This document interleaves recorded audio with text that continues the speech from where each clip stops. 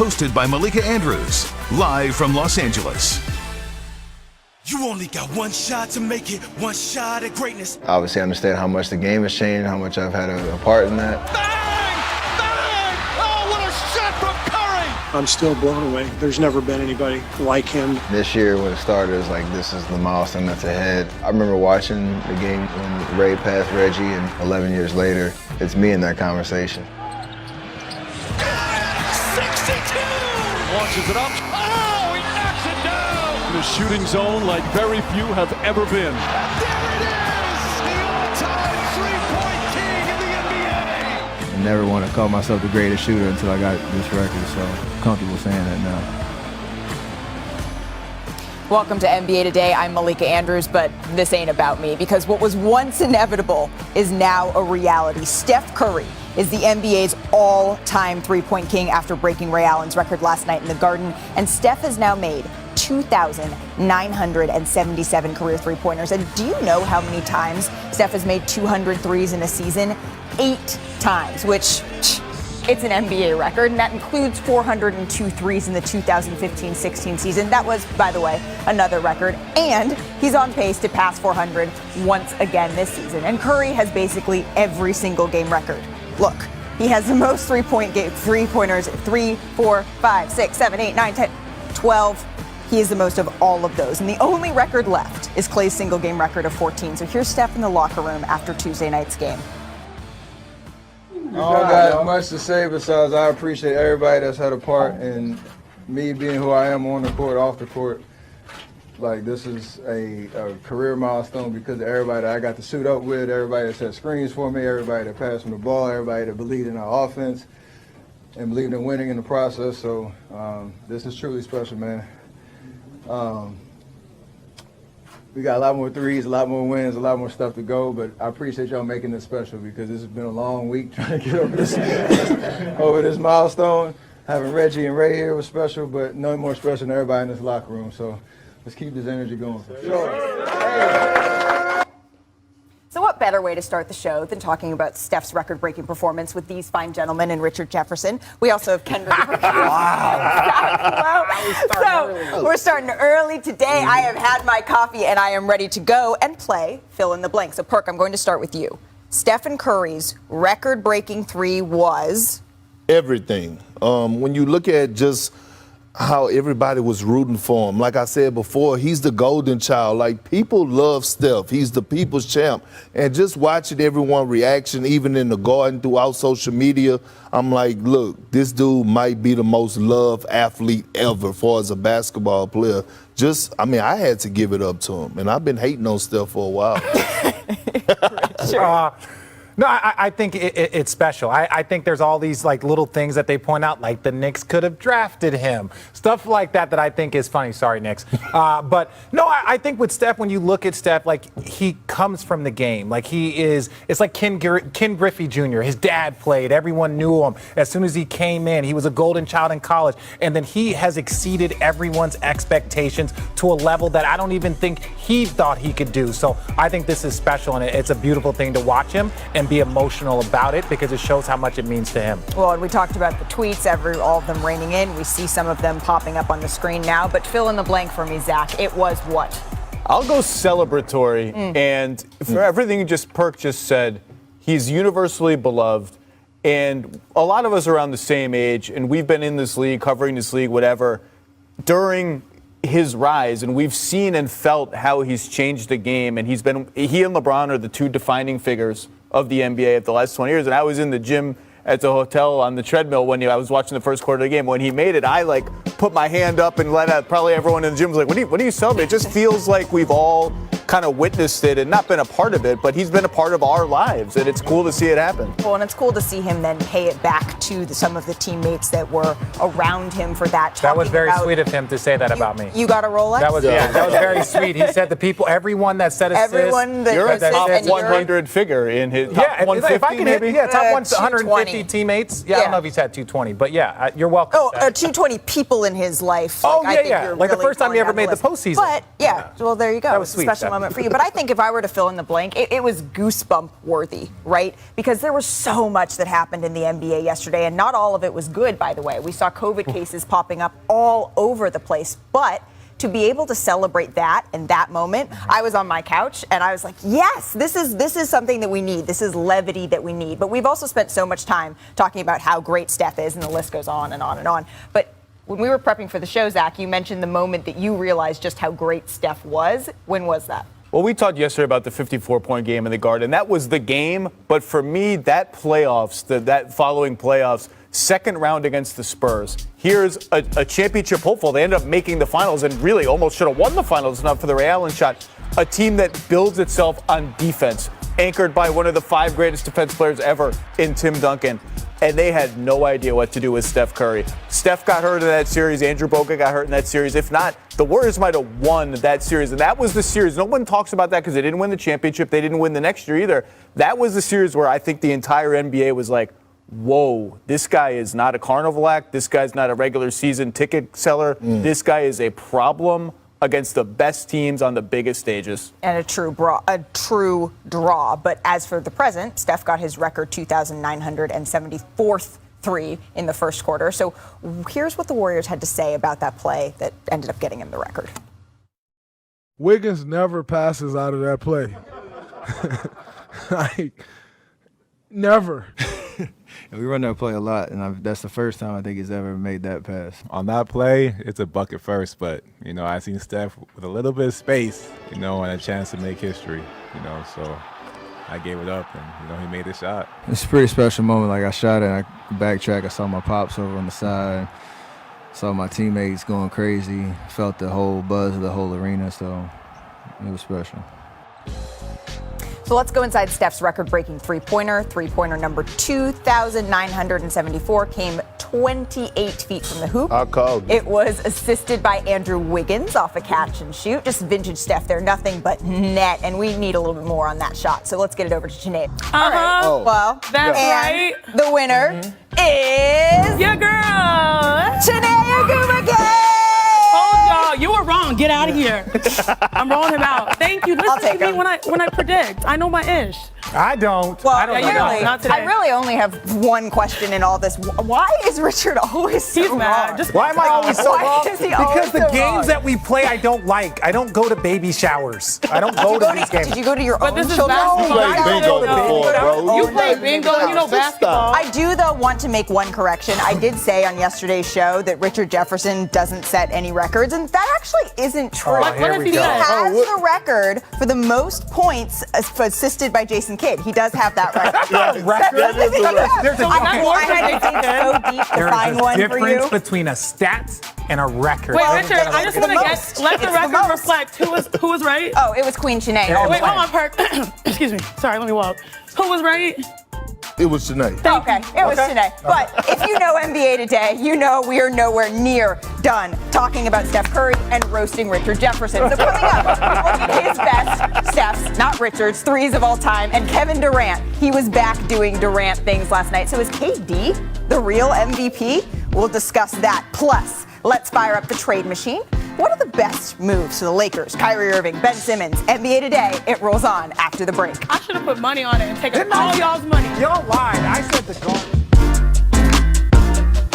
Welcome back to NBA Today. So as COVID-19 case numbers rise around the United States, the NBA, the NFL, and the NHL, they've all been severely impacted by outbreaks within teams. And today, Browns quarterback Baker Mayfield and head coach Kevin Stefanski both tested positive for COVID-19. And on Tuesday, Odell Beckham Jr. tested positive, bringing the number of Rams players currently sidelined to 13. And in the NHL, Tuesday night's game between Carolina and the Minnesota Wild was postponed due to multiple Hurricanes players testing positive for coronavirus. And then in the NBA, games have been postponed. Multiple teams are battling outbreaks, and two former MVPs, James Harden and Giannis Antetokounmpo, are out in COVID protocols. So Harden was one of the 7 Nets players who entered NBA's health and safety protocols in the 24 hours preceding Brooklyn's overtime win against the Raptors last night. Harden was joined by LaMarcus Aldridge, Bruce Brown, and Paul Millsap, amongst others. So without those players, the Nets starting 5 was Kevin Durant, Blake Griffin, Nick Claxton, David Duke Jr., and Patty Mills. So mostly Kevin Durant, Richard. On fire too, kinda. He did a little bit of everything for this team. He hit him with a triple-double. But when you talk about other players stepping up, you got to give a lot of credit to the young players for the Brooklyn Nets. But, look, at the end of the day, the Toronto Raptors are well coached, and they fought. This was a battle down to the very, very end. Patty Mills steps up, knocks it down. Where would they be without Patty Mills? Oh, man. For them he has stepped in like in that Jeff Green role where he has helped them in so many ways. And look, Van Fleet couldn't finish it. So we go to extra basketball, ladies and gentlemen. And they would need Kevin Durant. They would need Patty Mills, but mostly this from Kevin Durant in overtime. And Kevin Durant, he just gets to his spot. Toronto, and you know Nick Nurse. Nick Nurse has about 19 different defenses that they were trying to mix up. And here, just gets to his spot. There is no better defense. I'm sorry, Scotty Barnes. You did everything you could. Then Patty Mills misses the free throw, leaves it open. Scotty Barnes for the win. Ugh. No one cares. Not quite. Steph would have made it. No one cares. Here's Kevin Durant after the game. Well, we're not talking about Scotty. He missed it. Man, I can't even explain how I feel, especially this December. We down 7 players, and we could have easily just punted this game. But we've seen an opportunity for us to grow and get better, especially the younger guys who haven't played a lot of meaningful games. I'm so proud to just be a part of this group and to play with these young dudes, and it was incredible. So you heard from KD praising his team's effort despite having 8 players in the COVID protocols. And I want to specifically talk about Kevin Durant here, surprise, surprise, but big triple-double last night.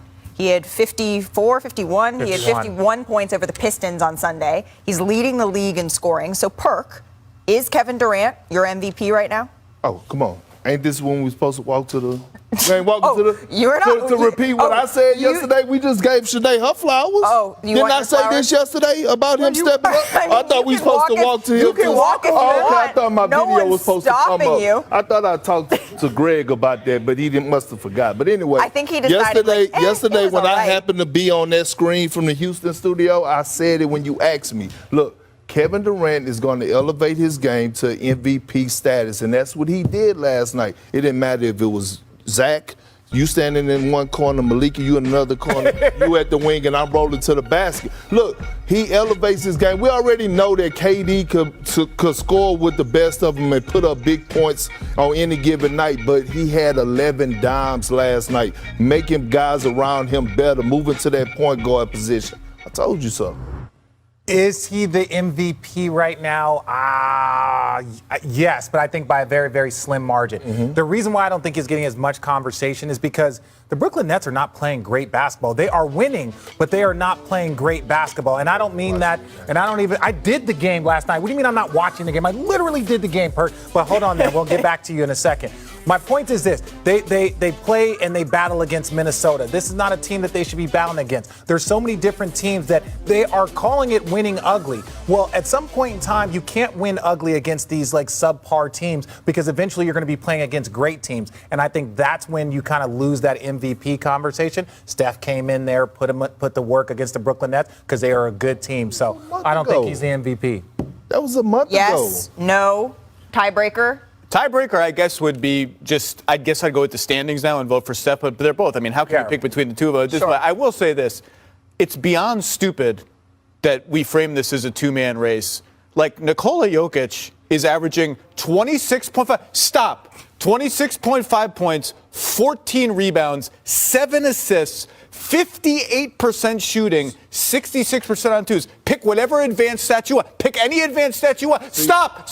Any advanced stat you want. Yeah, get fired up, Zach. He leads the NBA in every single one. He's on pace for the highest He's on pace for the highest player efficiency rating ever. The Nuggets with Nikola Jokic on the floor, plus 14 per 100 possessions. With Nikola Jokic on the bench, minus 16. With Nikola Jokic on the floor, the Denver Nuggets are basically the best team ever. Off the floor, the worst team ever. And the only reason he's not in the MVP conversation is because the Nuggets, without everybody, are just 14 and 13. It's stupid. He belongs in the race, and so does Giannis. That's how he got the MVP last year. So what? He got the MVP last year. He can't get it again? Zach, I was going to let you off the hook because you told me before the show I'll stay on the hook. I'll stay right on the hook. Mom said I was being mean to you. And she did. She said the man with the beard is mean to me. I got to be mean to you right now. This is the problem that I have with people that have votes in the MVP conversation because we always moving the goalposts, and I don't understand what's the criteria for MVP. Because I come on here and I sit and I talk about Chris Paul, and I talk about his impact on winning. I talk about what he's doing for the Phoenix Suns and how they have one of the best records in the league.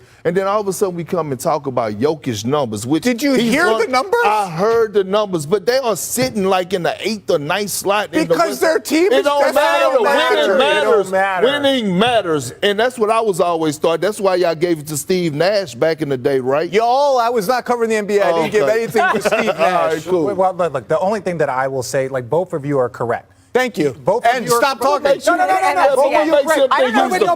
Listen, hold on, child. Listen, this is what I want to say. The only thing about Jokic, and look, yes, his numbers are historic, his numbers are that, but if they don't impact winning, and you can say, say this, his teams are injured. I understand this. No Michael Porter Jr., no Jamal Murray. I understand that puts so much weight on the guy. But we can't just do it percentages and this and that and all these other things. You can pick any number you want. Okay. What number is on my left? So I can only use wins? That's it? Wins is the only number I can use? Westbrook averaged a triple-double last year. So if Nikola Jokic, okay, they are not in the top 4, in the top of the playoff picture. And by the way, I'm not saying he should win. Right now, I would probably vote for Steph. I'm saying this is a four-man conversation. Giannis belongs in it. Giannis belongs in it too. Giannis, Nikola Jokic, Steph, and Kevin Durant. And everyone else, there's a huge drop-off. It's not with Chris Paul. Y'all need to stop. Chris Paul deserves to be in there. I have no problem with you want to put Chris Paul, but Chris Paul's 5th. Chris Paul's 5th after those 4. So you made an argument for a person that you wouldn't vote for right now. I just want think to go on was, record. to be you fair, literally made an argument for him to be in the conversation. People throw him in at the end like, I guess you got to look at Jokic. No, Jokic should be a candidate to win. Would he be 1, 2, or 3? Giannis? Right now, if you were to rank 1, 2, and 3. Dude, say it. Curry, Durant, Jokic, but very okay, close. Thank you. So we spent 5 minutes arguing about the third best. But it's very close. It's a four-man race, is my point. Somebody get Zach Lowe a towel because clearly he is fired up. Coming up on NBA Today, we show you. Up top to Curry, quick release, and splash!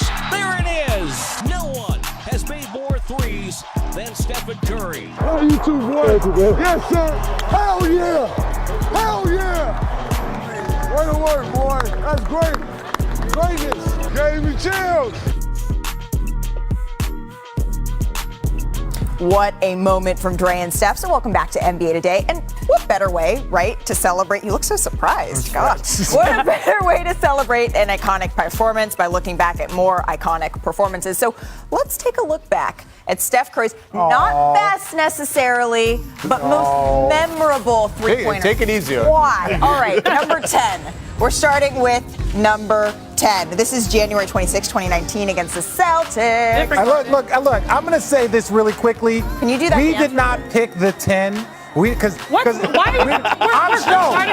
mad because dancing before the ball. No, but I'm saying we have clips of him shooting it, turning around, giving people high fives, and then running. Yeah, but that's a little special. Look at that. Especially when you do it in the garden. You know how I feel the Not that garden. Yeah, you know how I feel. That garden. Well, I've never lost. Number 9. Warriors down 2 with 9 seconds to go. Oh, poor Toby. Poor Toby. Nice little in and out. His name is Tobias. Is that the best Orlando Magic highlight from the last 10 years? This is the first time we've had an Orlando Magic highlight in the yeah, so congratulations. Well, whatever. It's still funny. Oh, my goodness. All right, number 8. April 2nd. Oh, no. He does it once. Gortat. He does it twice. Oh, no. Where'd he go? Where'd he go? Send me your location. Oh, wow. That's the problem with Biggs having to switch out on him. Number 7. Grizzlies, Warriors. You already know. Nothing's worse when he's cooking you on an island like you naked. I don't know if I can say that. Yeah, you can say naked. Yeah, well, take it off. He's showing nipples. You can't show nipples on TV. That's a That Disney was a show. Don't Then we get Baron Davis. I love Steph Curry, Baron Davis. You can't be showing nipples on TV, guys. All right, well, let's not show anymore so we can stop this discussion. Then this was the night, remember, Del Curry was being honored by the Charlotte Hornets, and Steph's taking it in, and then he said, all right, that's about Dad, but now it's about the son. Yeah, they called him Wardell all game long. That's what it was. That's why he got hot. Wardell Curry. Get him, Steph. Get him, Steph. High stepping, okay. Number 5, November 7th, 2016. This is Pelicans Warriors, remember? Oh, poor guys. Poor guys. That record lasted how long before Clay was like, hold on a second. Hold my beer. Hold my beer. Hold on a second. Right, because that was a shot. He's like, look, I'm the man. I set the record at 13 threes. And then Klay Thompson said, not so fast, my splash brother. All right, number 4. This is versus the Clippers. See, this is like a 4-point shot, though. Not even It should 3. be. How casual, by the way. Right? It's like a normal shot. But no, it's not even that it's normal. It's like he does this 8 times a year. Yeah. Like we want to gloss over and talk about the numbers and the 2s, the 3. Moving on to number 3. Let's go, Malik. Does he do it Are you 8? about to keep Wow, does he do it that many times a year? And Yeah, we gotta cover these whole highlights. All right, number 3. Uh-oh. The Clippers. Freeze it. Oh, no. Freeze it.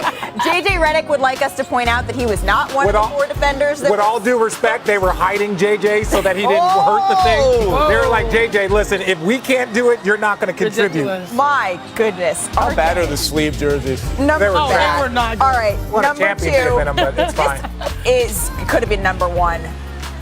Honestly, that was bad defense. They do have a timeout. Decide not to use it. Curry, way downtown. Bang! Bang! Oh, what a shot from Curry! With 0.6 of a second remaining. That was bad defense. That should have been number 1. Well, it could have been number 1, but we had to go with history on number 1, right? I mean, I feel like this was amazing. The celebrations, they carried on. It was so much fun to watch. The moment, the time, the score. Alvin Gentry's face is the best. Yeah, He's the shaking his head. He's just- all-encompassing shot, yes. But number 1, we had to put it in the Garden. Oh, my God, The Burke. record. Alec, it's okay, dog. I see But the this Pete is that's a Davidson good stuff. highlight to be a part of. You're part of history. Really? Is that like agree with Is that the other really? side? Is that like the Blake Griffin dunk when he dunked on you? Was that fun to be on He part didn't of the do it. He highlight? didn't do anything. Was that fun to be on? Was that fun? Was that fun being on that end of it? Was it fun? Was it fun? Steph will get to 3,000 career threes in the next week or 2, and if he maintains his pace of 5.4 3-pointers per game, he has a shot at getting to, get this, 5,000 for his career. So with minimal missed games, he'd be on pace to get there at the age of 38. So that's somewhere during the 2026-27 season. So can he get to 5,000, Perk? Yeah. Yeah, easy. Well, 100%. There's no doubt in my mind. That's wild that we're just saying, yeah, 100% for Honestly, 5,000. I haven't done the math. You could have said like 11,000. That's totally fine. Well, with all of that, there was some between COVID and Steph and there was actually something else that happened in the NBA last night. So as of last night at midnight, over 100 players who signed in the offseason, they're now eligible to be traded. So this marks the unofficial opening of the NBA trade season. Can you believe it? So with that, we need to bring in Bobby Marks, our front office insider and salary cap expert. Either way, Bobby, what exactly has changed as of today? Yeah, most free agents, Malika, that signed contracts in the offseason are now eligible to be traded. So we are looking at 85% of all players that are trade eligible. Certainly there's a handful of players like the Cavaliers' Jared Allen, the Lakers' Talon Horton-Tucker that are still ineligible. They have a January 15th trade restriction there. But I think I don't want to pour cold water on December 15th just because the last time we saw a trade was December of 2010. Terrence Williams in New Jersey was traded to Houston for 2 future second-round picks. So it does open up more dialogue. I wouldn't expect the floodgates. I think a lot of it, what's going to happen, Malika, is next week when all 30 teams are in Las Vegas for the G League Classic, where certainly more dialogue will be going on. Interesting. So 2 players we haven't seen on the court this season are Ben Simmons and Kyrie Irving, and they have been discussed in all kinds of trade scenarios. So does the market for either one of them heat up right now? Well, I think the market for Simmons opens up when you're looking at 3-team deals, 4-team deals, where Philadelphia can kind of get more players involved. Certainly if teams have buyer's remorse from this offseason, it just kind of opens up the playing field more. I think the market for Simmons is always going to be as far as if Philadelphia is looking for more than just that top 25 player, and if their demands change a little bit. And as regards to Kyrie, it's going to be interesting here is that there's still that sense that Irving will be back some point of the season. Will Brooklyn roll the dice past February 10th and have him on the roster when we get towards the playoffs? Even if the belief that he will not be, certainly not vaccinated. And there'll be a moment of truth for both teams when we get closer to February 10th. And certainly with Simmons, when you look at it, are the Sixers content on not doing a Simmons deal to their liking and kind of just waiting until the offseason? So we can't talk about trade scenarios, Bobby, and not mention the Lakers. So what moves, if any, are on the table for LA? Yeah, I call them what you see is what you get right now. And I think when you look at this Laker team, you have $120 million in salary with LeBron, AD, Russell Westbrook. It's hard for me to see a taker out there for Westbrook. I don't see them doing what Washington did and taking that contract and splitting it up until 3 players. I think the one name certainly that has the most value on this team is Talen Horton-Tucker. He cannot be traded until January 15th. The Lakers also have a 2027 or 2028 first-round pick to add in a deal. So that would be the name to circle. But as far as the big 3 staying intact, I think we'll see that when we get past the deadline. Interesting. Well, that's something we're definitely going to be keeping an eye on and checking in with you routinely as we approach those dates. Bobby, thank you so much for joining us. The Lakers, they're in Dallas tonight to take on the Mavericks. So after the break, we're going to get into how are the Mavs trying to right some wrongs surrounding Luka Doncic. Go ahead,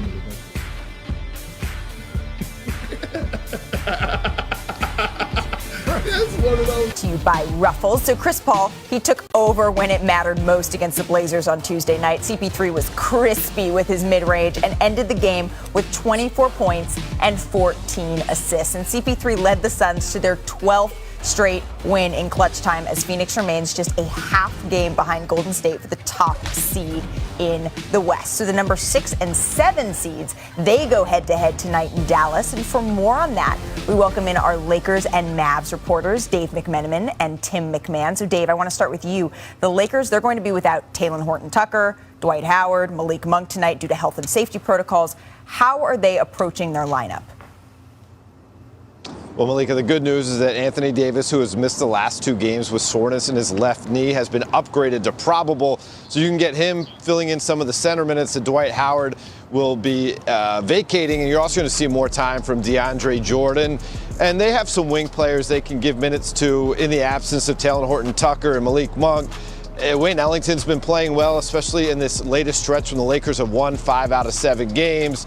So you'll see more time for him. You could see, if Frank wants to go with another defensive-minded player, you could see some minutes for Kent Bazemore, who has been ramping up his activity, trying to get Trevor Ariza going in off days with extra work on the court. But right now there's this sense of exasperation for this Lakers team. They felt like they finally turned a corner, and now they're dealing with the health and safety protocols. One source told me today, wow, this is just more bleep that we have to deal with. Understandably frustrated, and the hope is, right, that as they continue to test, that they won't see more players entering the COVID protocols. Thank you so much, Dave. So let's shift to the Mavs. Tim, Luka is going to be missing his 3rd straight game tonight with an ankle injury, and this injury, it's lingered all season long. What's the latest on when we might see him back on the court?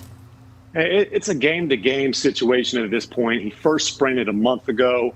He's aggravated it a few times since then, and it's a chicken and egg problem. He's out of shape, and, he can't get healthy. So, it's hard to get healthy when you're out of shape. It's hard to get in shape when you're not healthy. And so, again, at this point, it's a game-to-game type of situation. He has acknowledged he needs to get in better shape. He's acknowledged that it's an issue.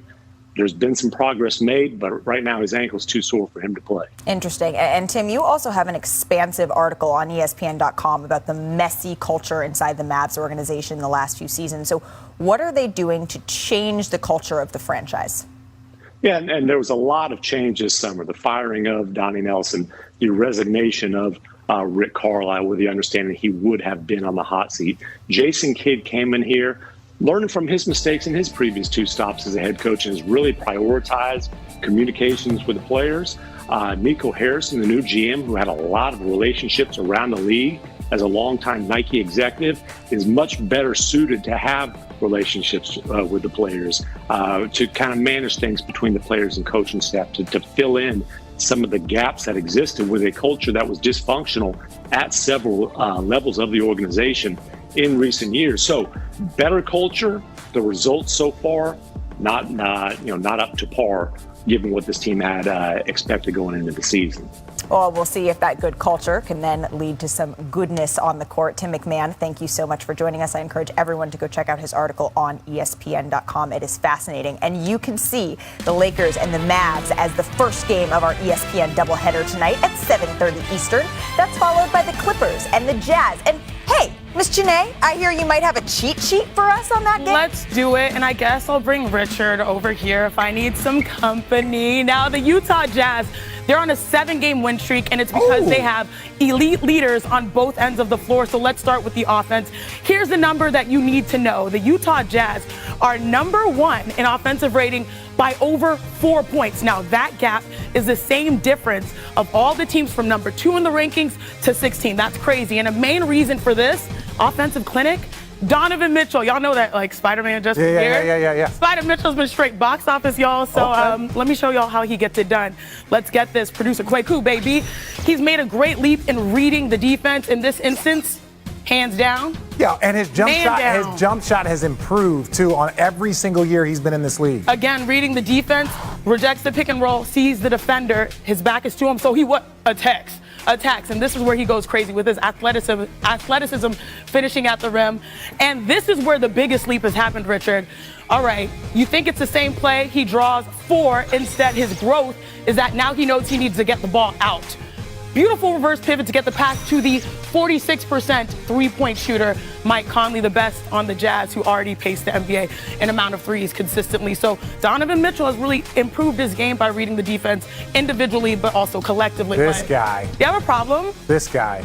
Rudy Gobert. Can we go to defense? Let's go to defense. Let's talk about defense. You know there's 2 sides of the ball. Thank you. So let's head to defense. Rudy, is it Gobert?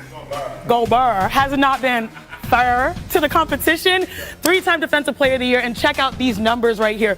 43% players are shooting at the rim when Rudy Gobert is defending them, which is by far the best in that category in the entire league. So let's take a look at how he gets it done. Now, this defensive play is nuts, y'all. He is so talented at reading when to protect the paint. Being a helicopter in the paint allows his guards to play really aggressive outside of 3.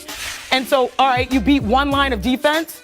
He's always there to make the right read, deflect the ball, stay present on the possession, tips it out, hustles for it, stays in the play. It keeps going, Richard. He keeps going. Do it all. Now, this is the only part Rudy. Rudy, don't save the ball like that. Rudy, I love you, though. Don't save the ball on that end of the floor, Rudy. Now, again, he's great at defense, especially when it comes to the lane. Because he's engaged right here, he can stay in the lane longer. Joe Ingles lost, but guess what?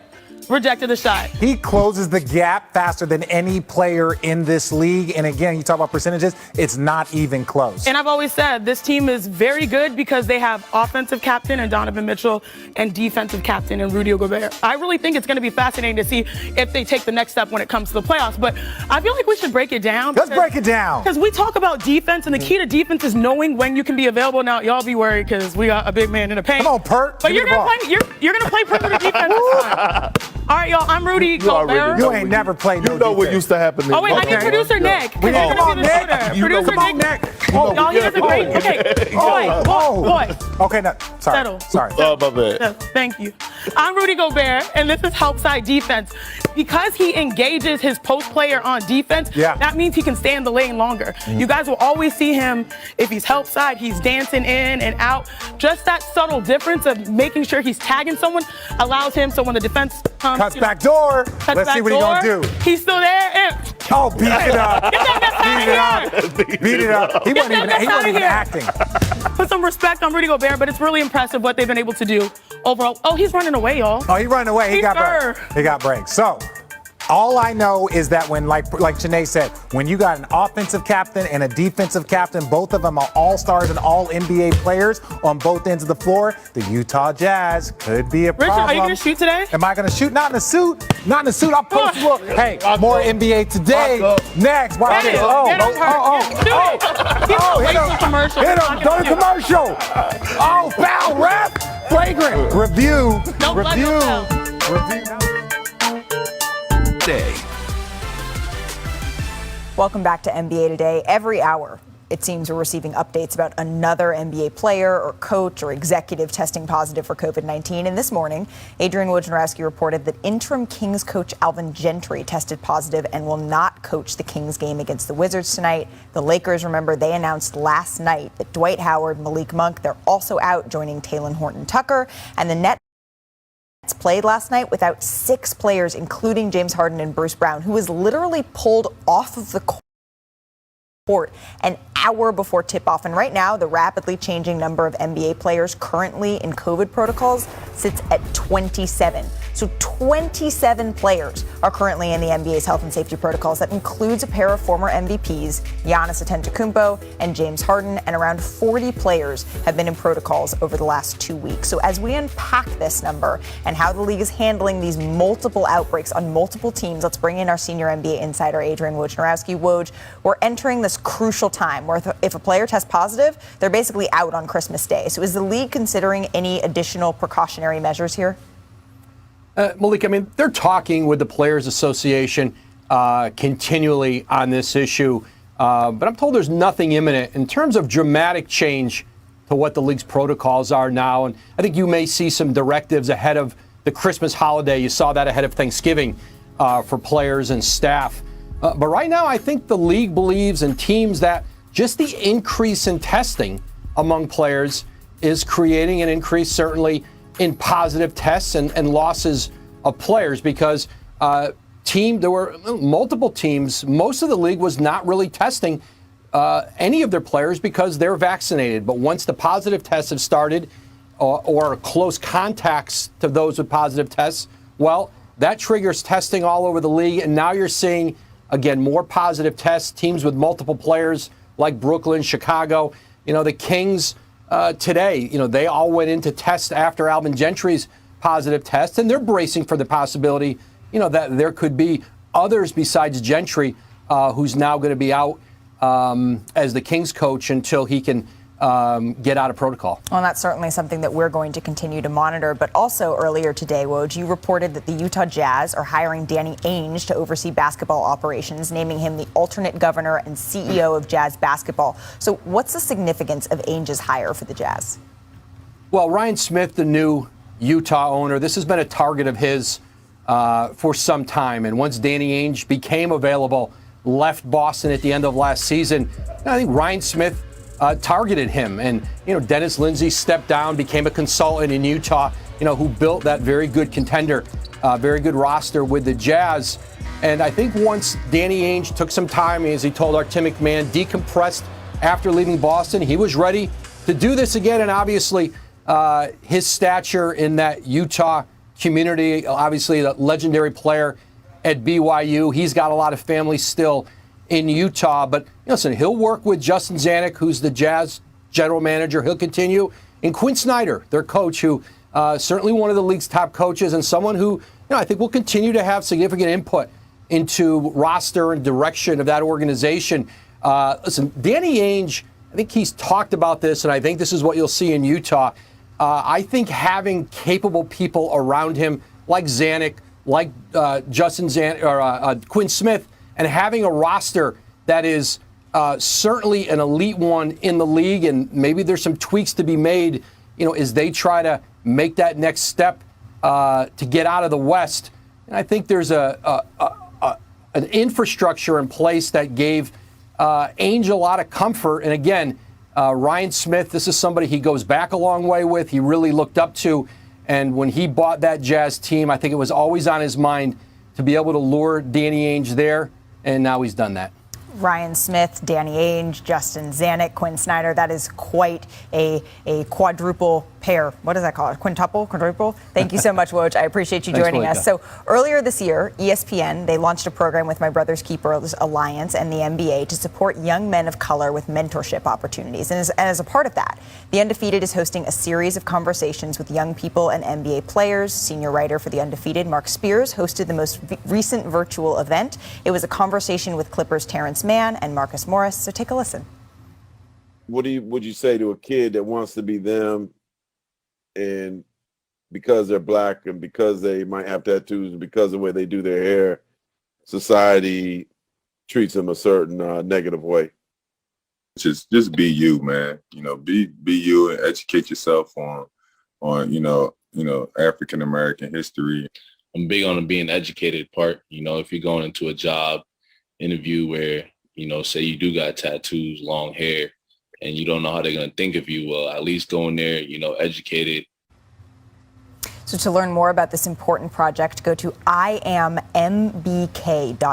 And before we go to break, we want to raise awareness to something thousands have been affected by: Southern and the Midwest tornadoes. So if you would like to help, please visit redcross.org/ESPN to help the Red Cross respond and to help people recover from this disaster.